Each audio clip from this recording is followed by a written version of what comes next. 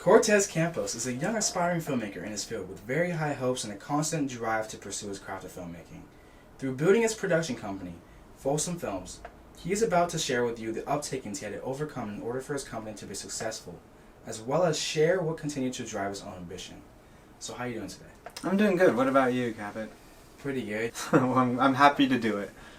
So first of all, what was your inspiration in getting into filmmaking? Yeah, my inspiration, it really came from my passion. I have a passion for it, and I really do believe that when you're passionate about something, you would be willing to do it for free.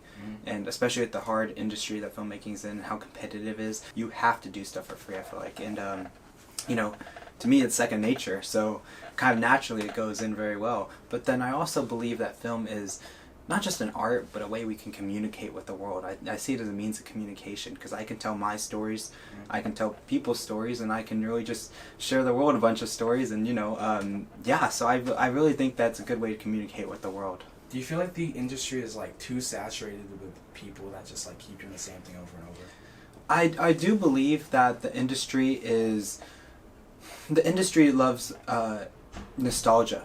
That's something that is, and we could see that, especially bigger companies making remakes, sequels, stuff like that, because people like to look back and see stuff like that. And I do believe the industry, I don't want to say we're at a halt, because we keep on moving forward, and we do, we want to keep progressing, but we're not evolving, we're not growing too much, I would say, and changing, because we need to give younger filmmakers a voice, I would say, which is kind of being overshadowed right now currently, because we want to, film is a business. Like any other business, you want to, if you know someone who's very capable of making a film, why not trust them and take a gamble? And the same thing goes with a product too. If I pitch a new film and I have a great idea, and you're already I already have a sequel, or I'm trying to make a sequel for a film that was already successful, the following there makes sense that you would follow that rather than go with a new idea. So there's a fear of taking risk as well.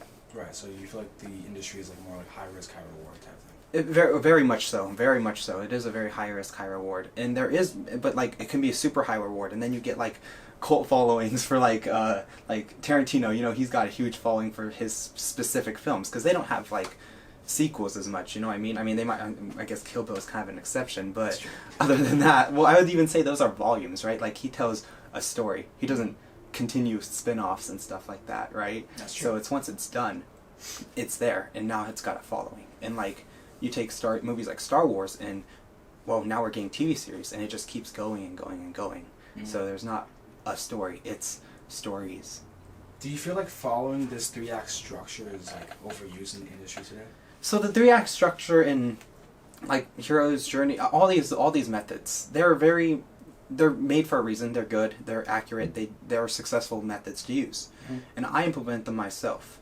The problem with it is that people, when you overuse something, it becomes less special, and people tend to not continue. We forget that if you don't find new ways to keep revealing a story, where it's I don't have to, if you go to a movie theater these days, I feel like you can predict the ending of the film after 15 minutes. True. Or you can see what's going to happen. You can, if you really look for it, you can try and you can find out. And it's not unfolding itself, it's not like a paper where I'm oh, what's written here, what's written here, what's written here. Instead, I can predict what's written here. And there's nothing wrong with that. But when we follow structures over and over again, eventually it becomes more likely that you can predict something. And I think a beauty of film that we should expose more is how can we break these structures, break these rules, and make it so that way we can keep our audience on their toes. Right. You definitely want to surprise the audience so they don't know what's happening next. And I think that's where experimental comes in too often, because that's unconventional methods of filmmaking. So talking about your most recent film, Joshua, throughout the film you talked a lot about religious constructs and issues that are harder to grasp, and you use the constant metaphor of the mask in order to reflect Joshua's state of mind. How would you relate Joshua and his need of wearing the mask in today's society?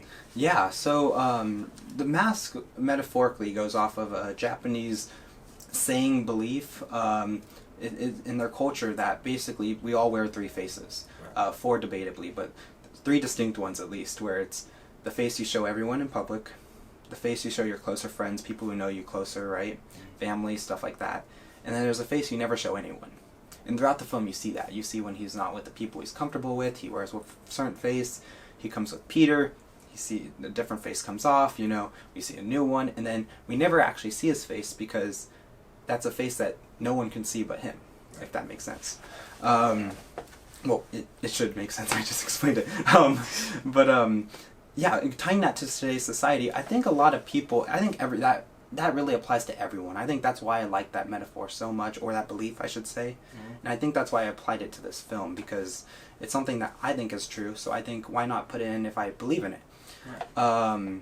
And like, the same thing is like, I'm religious myself, and like, I thought, hey, why not portray this in film? So I try to, the more and more you can convey film with something that you relate to, the better film you'll get in a product. And this film itself is a narration on kind of our society as a whole, in terms of everyone is hiding something, and everyone has their own demons, and everyone has their own problems, or everyone just has a self that no one else sees. But there are people who see more truly who you are, and no one will never truly be able to understand you but you. Right. And I think that's something important that we have to understand. I feel like it relates back to individuality and uniqueness, as like each short film that you create is basically an autobiography about yourself, and it basically reveals a different part about yourself to the audience. Yeah, and it's fun too, because like I think yes, like you're saying exactly, like you want to connect a film as much as your personal experiences and pour it into it. But at the same time, like, for example, I have a film called Falling Ashes too. Mm-hmm. That film, I've never smoked in my life. Like, I'm not a smoker. But with that being said, the whole film is about a smoker. And, in order for me to portray things correctly there, I had to do research. I had to, because I want, you need to portray topics correctly. Mm-hmm. And you need to respect those people and who can relate to that, right? Because they know what it's like. And you want to make sure you're not doing them a disservice. You want to make sure that you're portraying the issue at hand and it's like its truest nature. Absolutely. No, that's exactly what you want to do. So, interviews, talk to people, see what they think, do pre-screenings, show people, hey, what do you think of this film so far? Is there anything that you don't think is working? And stuff like that. The process like that really will give you a good product in the end, because then it's true. And your film becomes, film is, like I said, communication, and it's kind of like lies always unreveal themselves. And same thing with film. The more true you are, the more we can relate to it, and the more it becomes immortalized, so to speak. I definitely agree. Do you feel like, why do you think it's so hard for people today to make it within the film industry? Well, kind of going back to, going into like nostalgia again. Mm-hmm. People love what they already have, and they don't want to take risks. But a big problem with kids and aspiring filmmakers who are trying to break into the industry, one of the hardest things is the companies want to make sure, and it makes perfect sense. If you have someone who's very capable and has a following, like a director like Spielberg or something, you're gonna go and hear that name and say, wow, I love that guy, I want to go see his film. Mm-hmm. And therefore you already have people who are gonna buy a ticket. Now whatever he's making the film of, in the topic there, people are gonna go buy that ticket. And especially if it's like a sequel or something like that, people want to still go buy that ticket. So you're one of, once you kind of break in, you're there for sure. It's not really like an ever go out unless you completely botch it, I guess. Right. But once you get a following, it's very easy for you to stay there. And it's harder for people then to try and, I don't want to say kick you out, because that's not what we're trying to do. We're just trying to have our voices be heard. And there is enough room for it to be shared, because it's a big world out there. It's just the company's an investment opportunity. You're going to invest in a safer path, obviously, than a risk. Right. In your Instagram post for Fulsome Films, you bring up the quote, "Filmmaking is a chance to live many lifetimes," by Robert Altman. Mm-hmm. What about that quote stuck with you, and do you think that aspiring filmmakers today have that same love for filmmaking? So, I would certainly hope so. I know, I believe personally, and why this quote stuck with me is because when I make films, I try to share my stories, stories I can tell, my own personal life as well, and other people, because film is a universal platform visually. If you have eyes and you can see, you can take away a story, and if good filmmaking, you can watch a film and walk away without the audio and say, I understood that. Mm-hmm. And film is such a beautiful art form because of that, and communication, means of communication because of that too. And kind of going back to the quote now, it's the thing about what makes it so, I'm sorry, I'm blanking out on the quote again. Can you say that again? filmmaking is a chance to live many lifetimes. Right. Yes. And you know, when we make all these films and stuff, we are all making different stories. And when you watch a film, kind of like reading books, you experience these stories and you experience these lifetimes. You relate to the characters. You feel for them. You have an emotion. You're able to really empathize with them, and that ability to empathize with something that's not real, or maybe something that is real, is really powerful. The audience really becomes connected with Exactly. what they're watching. No, yeah, and they become a part of it, and they're living something differently. I mean, my job as a filmmaker and other filmmakers is to make sure that you live and you forget about your reality, and we immerse you into our reality that we are creating for you. Mm-hmm.